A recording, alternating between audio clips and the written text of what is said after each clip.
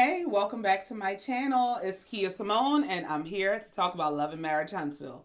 Hey, real quick, while I got you here right at the beginning, I know I've just been talking about Love and Marriage Huntsville, but I do plan to introduce some new content, and I want you to be here. I want you to be a part of it. I want to share with you. I like you, and I think you like me.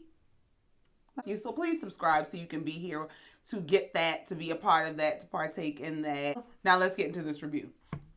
This episode reminded me why I do not host interventions at my home in Timor. People let their crazy loose in your yard, okay? No, ma'am. But let's start from the beginning. The episode kicks off with Tisha and Marsau at home. Tisha's in the kitchen cooking breakfast, and Marsau comes in. He's, just making small talk. How you doing? I'm good. Everything is good. We're good. And he's like, okay, no, you're not. What's wrong?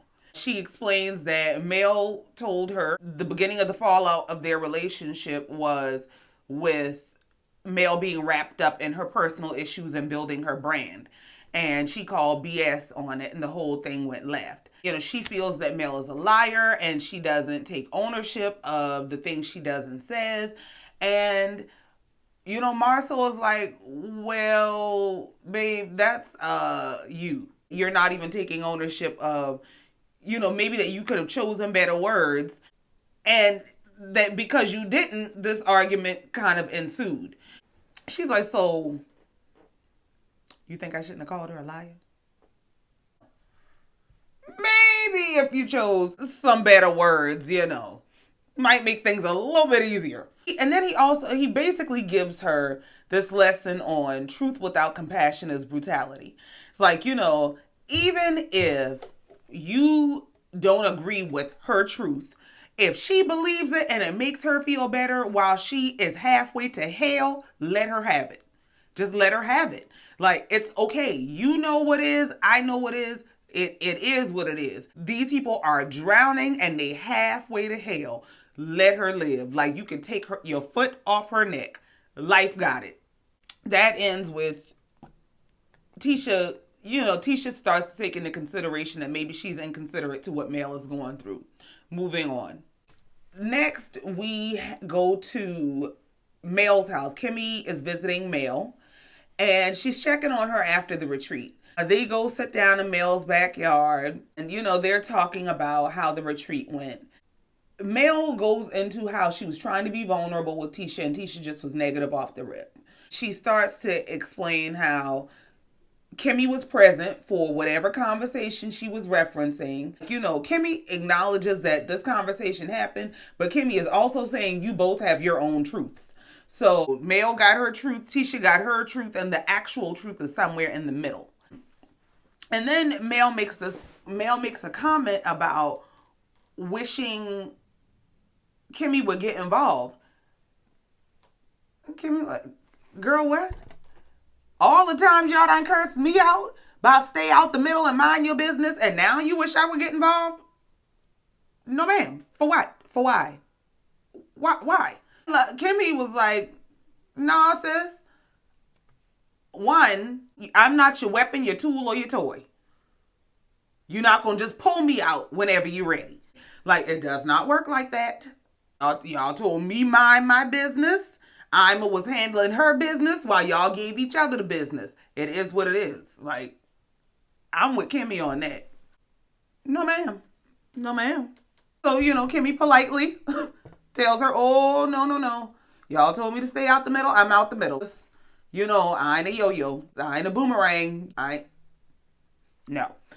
Mel goes on to say how she don't really even have time to focus on what's going on with Tisha because she's dealing with everything Martell. And she mentions that Martell has a baby on the way. And Kimmy is taken aback. And Mel is like, yeah, because you thought he was a good guy, right? Because Kimmy said, she thinks Martell's... And Kimmy's like, well, this is low. He done messed up bad. But Kimmy is not willing to completely bash him. And Kimmy mentions how Mel is holding it together well, and and she's posting online and looks like she's dating and things of that nature. Let me tell you something.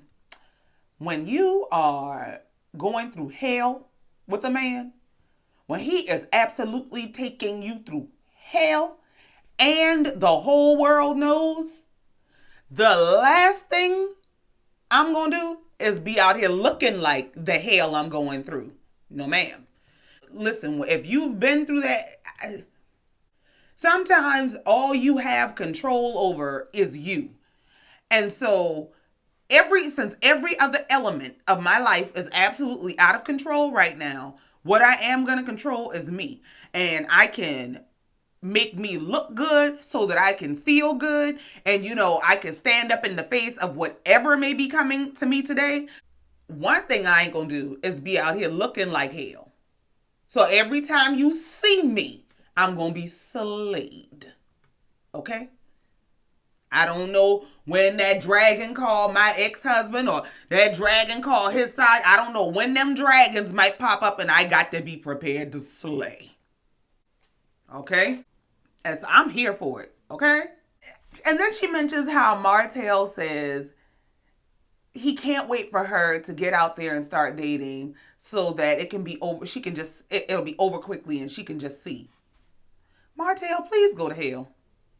He is such a boogeyman. Ooh, it's gonna be bad. Ooh, it's gonna be scary. Them mans ain't no good. Well, you ain't been no good. I'll take my chances. Okay? Go ahead with that boogeyman action. Just go ahead. Mel says that he kind of just thinks he can walk all over her. And Kimmy is like, well, that might be because you gave him so many chances to get it right. I don't think that, Kimmy says that to place blame on Mel as much as she says that to put emphasis on the Maya Angelou thing. When a person shows you who they are, believe them the first time. Especially when it comes to cheating, lying, narcissistic, disrespectful, abuse. When it comes to those types of men, especially, giving them chance after chance after chance does not show them, it does not demonstrate love. It does not demonstrate forgiveness. It does not demonstrate strength. It does not demonstrate endurance. It demonstrates a fool to them. It demonstrates a pushed boundary to them. It demonstrates another mile they can take to them. That's just how they receive it. They don't receive it as this person loves me enough to try to love me through who I am. No. So, when they show you who they are, you believe them because all they're going to do is get worse. Every opportunity tells them, okay, where I went last time wasn't too far, so I can go a little bit further. So I think that's an important concept to grasp, especially for Melody, as she transitions into single life. When you have been with a man for a very long time who has mishandled you emotionally and has played with your mind and conditioned your mentality, you need to get a grasp of how to choose you, how to walk away. These are the things about being singles. The learning to be single is not just about, oh, I'm flying, I'm all right, and that's a part of it, honey. That's it'll be real fun. But it's really about learning how to choose you, learning how to walk away from anything that is not about the best you. I think that is a very important lesson and concept to grasp. It will change the game for you. It will change the game. Moving on. Martell goes to visit Maurice. I think it is finally starting to hit Martell that he's losing his family. And not just that he's losing his family, but what that actually means, what the value of that is. You can go out and you can get another woman, you can make another baby, but you will never have this particular unit. You will never have whatever chemistry and foundation you created here. You will never have a person that knew you from the very beginning and helped you and watched you and encouraged you as you built. You'll never have that again. And it's not to say you won't find love, but that you won't find again. And I think it's starting to finally hit him that I'm losing my family. And so he goes in to talk to Maurice about divorce, because Maurice is the one among them who is divorced. Maurice asks him, do you really want to be divorced?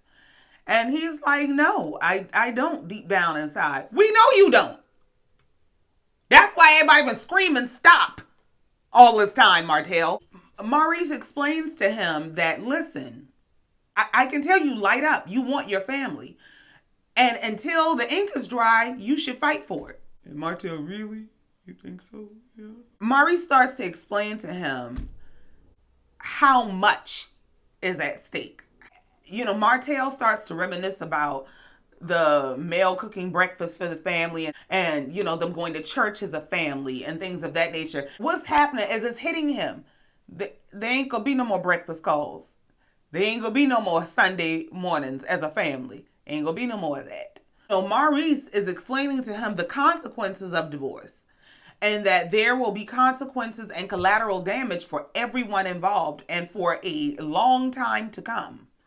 And so you can fight. Go fight. If you want your family, fight for your family. And Maurice tells him to fight with grace. Martell did not hear nothing about grace.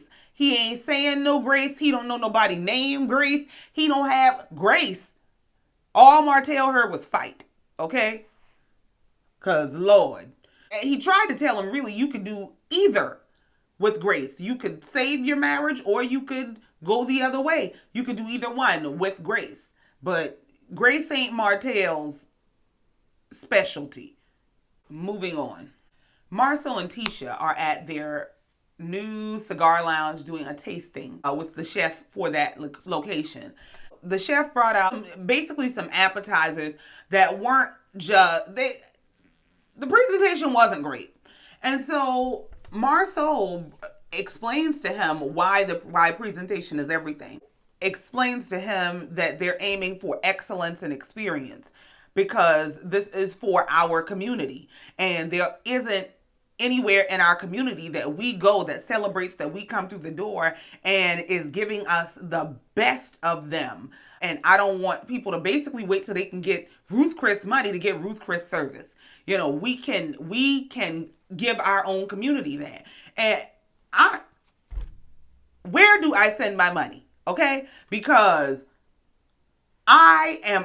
Marsau's whole approach to leadership and approach to business, especially in the Black community, is that is the mentality everyone needs to come with. So he tells them basically, we can do better and we will do better. And so he and Tisha start talking about staffing. What I can truly appreciate about Marsau is his commitment and ability to develop people. I get where Tisha is coming from with wanting to hire people with experience.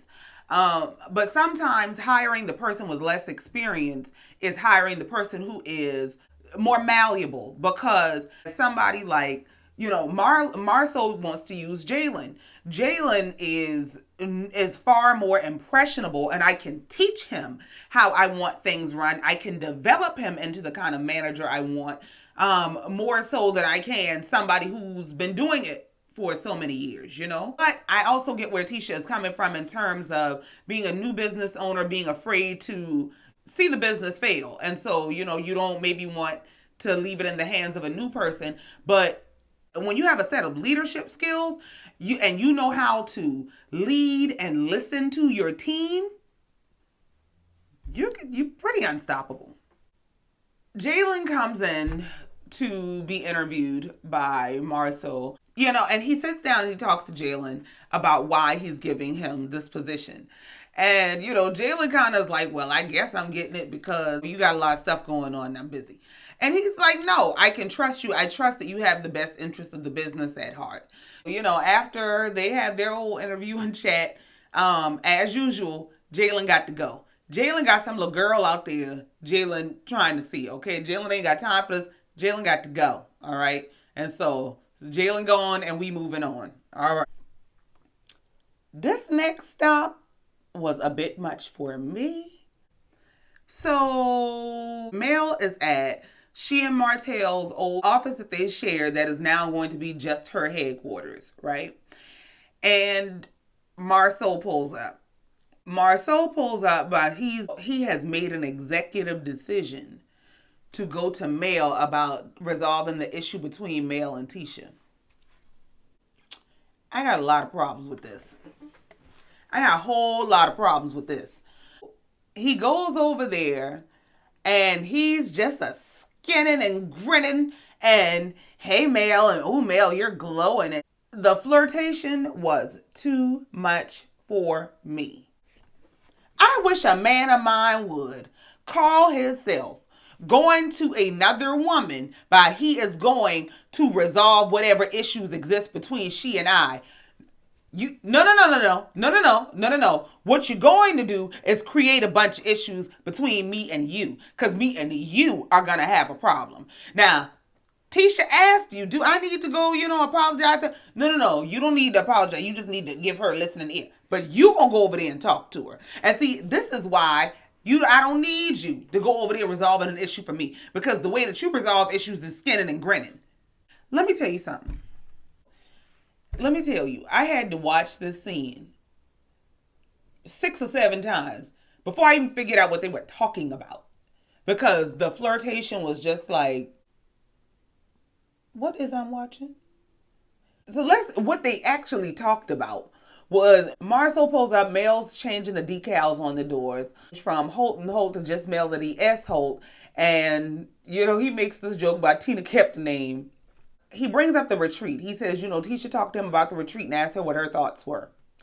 So she goes into explaining her position and how she was just trying to, be positive and peaceful.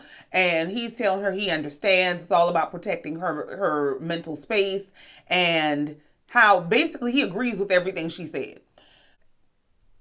So basically you came over here to have this conversation to tell her how you agree with everything. Okay. And Mel starts to go into how, well, yeah, your wife also started throwing things out there and saying that I was making false statements, but everything I speak, I know to be true. Marsau wouldn't touch that with a 10-foot pole. Okay. He kept right on going, and it's like, yeah, you and Tisha need to make up, and you should probably come to, the soft opening at Black. Martell's gonna be there, but me and him are getting along a little better these days. Not like we used to, but he scrolled right on past that. They get interrupted by the decal lady, right? So Mel turns around. And the camera pans out because you can see, the body language is everything. And you can see Marsau looking like he is doing his best to not get caught by this camera looking. Okay. So Mel turns back around and Mel, button up your shirt. All your cleavage is out. And, Mel, this ain't the first pair you done seen. And he's like, well, I'm a married man. You won't entice me. And she, oh boy, please. Ain't nobody trying to entice you. What are you? What the hell is going on? This is why. Let me tell you something. My mom always said, you ain't got no friends when it comes to your man. And that goes both ways. You don't have no friends when it comes to your man. So, message to the man. As far as you're concerned, I don't have any friends. I don't need you to go over there resolving nothing for me. Because you over there, keying and yeah, it look good and, and all of this. And here's the other reason why. The other reason why is not only do you not know how to conduct yourself when you call yourself going to conduct my business, we're not going to set a precedent. We're not going to set a precedent of you going to women on my behalf without me. Because, see, it'll start with Mel, next it'll be Sheila and Shonda and Sherry. We ain't playing that game. Okay? Okay. Well, they banter back and forth about the cigar lounge not being open yet. She walks off and he's like, "It looks good, Mel." Where Miss Wanda at? Miss Wanda gonna fight him in the street when she catch him. Moving on. We get to the final scene, which is the Holt and Holt intervention. Mel is invited to Chris Fletcher's home. She is greeted by Chris's wife, Miss Nell. Miss Nell pulls her to the side and, they get all the southern pleasantries out the way. And, "Oh, darling, you look so beautiful." And, "Oh, it's so good to see you." And all of those things. And then "Okay, well, let me let you know, Martell is here." "Okay. For what?" And Miss Nell's like, "Well, we thought we would try to help and see if we could get y'all back together because, y'all were doing so good and we just want to see if we could help." And so Mel is like, "Oh, you mean you want to see if we could talk about going our separate ways, amicably and respectfully, right?" And she's like, "No, let's just go talk." So they go inside to talk. Mel walks in and Martell is like, "Oh, well, you look nice. You going to a concert?" "I am. And use the show. Okay? You are the headliner. The show is called Stunting on My Ex. Okay? That's the concert." And she might not have been going nowhere else. She might not have been going nowhere but to nail them house and back home. But she was going to be fly doing it. I'm going to be fly every time you see me. Every time you see me, I'm going to look like another bag you lost. Okay? Every time you see me, you going to cry in the car. Every time you see me. Okay? Every time you see me, you going to be singing "The Whole Town's Laughing at Me." Every time you see me. Do you understand? You are the concert. As I was saying. So Mel is like, "Yes, well, I can perform." Mel come in, she on her thigh-high boots, her leather shorts, her braided wig on. "Go ahead, girl." She sits down. Miss Nell pours them some drinks. And Martell starts in on the, "You look beautiful, Mel." "Thank you." As always. "Thank you." That's that. I know. She goes, "Life's great." And "Here you go. Here you go." This is where we start hitting the curb. We were driving straight. We hit the curb. Chris starts off explaining how they've been through this, that he messed up just like Martell did, and Martell needs to own it, but that the woman has to also compromise. So Ms. Nell makes a comment about them needing to consider working it out for the kids.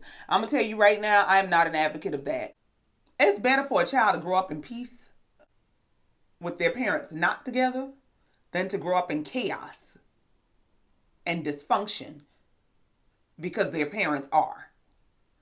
If separating is going to bring about peace, that is the best thing for those children. It is not for their mother to just suffer and degenerate for 25 years for the sake of their parents being in the same house. I'm not an advocate of that. Okay, peace is the priority. All right? You want well-adjusted children. You don't just want children from a two-parent home if those two parents are crazy. And they get to, asking, do they want to be married? She's like, "You mean you won't be married to each other?" And, Michelle's like, "Yeah, to each other." When Mel is like, "I don't know." And, she's just kind of like paying dust. Like, I can't even take this serious. Martell gets irritated. And Martell's, she over there laughing like everything is funny, but we do have 4 beautiful children. And this is all hurting our 4 beautiful children. Well, Martell, how dare you sit on your high perch and give a speech about how your wife choosing to no longer be subjugated to your philandering is so detrimental to your children. Martell, please go to hell. Then when they talk about disrespectful cheating, Because let me tell you something, I do not subscribe to this whole mentality of it's okay as long as he come home to me. It's okay as long as it's not in my face. It's okay as long as I get the money. It's okay as long as they do it out of town, on the other side of town, when I'm not around. I don't subscribe to none of that. So, but the point she was making was, you make your wife look stupid because here she is trying to uphold and defend y'all's marriage, and you out here not just even playing around, so it can't even be written off as he just as a sex addict.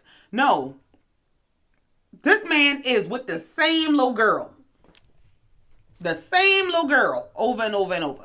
Martell cannot grasp why Mel had an issue with him seeing the same person over and over and over. Well, I mean, like, what you wanted me to go out and be with 20 women? I mean, gosh. No, dude. What is wrong? I don't want you to be with nobody. What is your problem? Like, what? Like, he really thinks there's something wrong with Mel. Because Mel, basically, you should be grateful that I wasn't out here with a bunch of women. I was with the same one. Like, and cheating men believe that. Like, that is what, the one good thing I will say about this scene and Martell just taking his filter off and letting it all out is you get to see the inside of the mind of a cheating man, because this is what he believes. Like, he believes he's operating within his right, and he believes that it's your fault. Like, I have the right to go get what I want if you're not giving it to me. And you have no right to leave because I went and got what I wanted. That's my right. Like, this is his mindset. He's showing you this is how they think. This is who you give chance after chance to. This is who you're expecting to get better. This is how he thinks. Like, that's the beautiful thing about this moment, is you get to see the inside of the mind of a cheating man.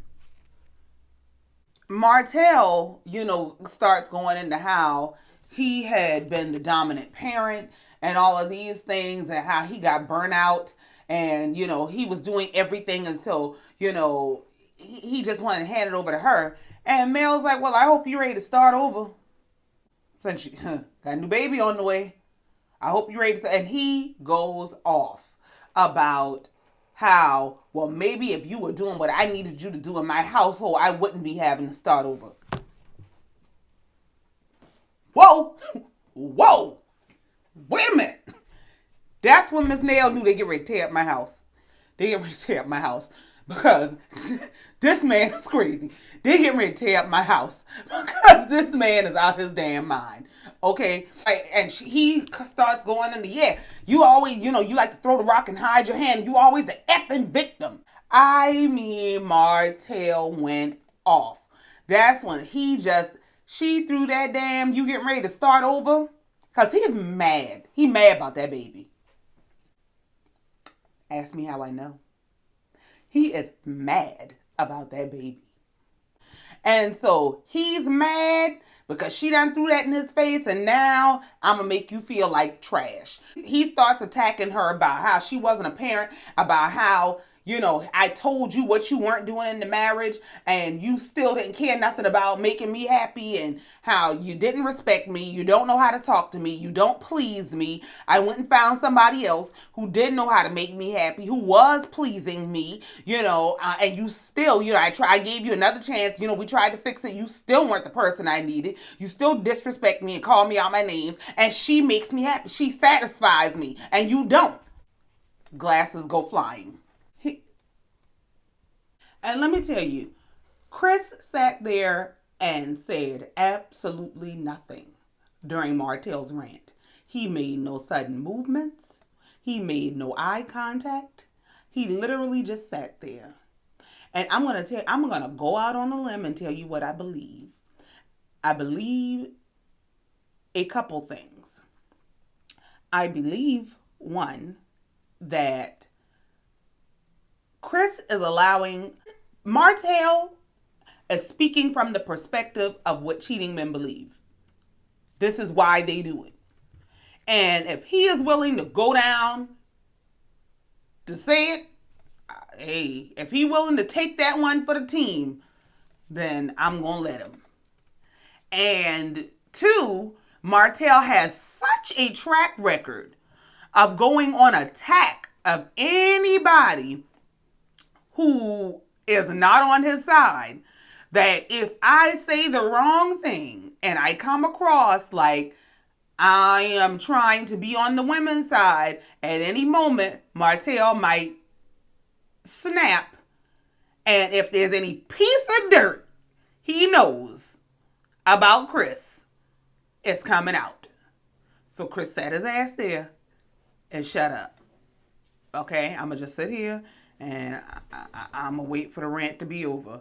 And the rant ended when Mel threw that damn glass.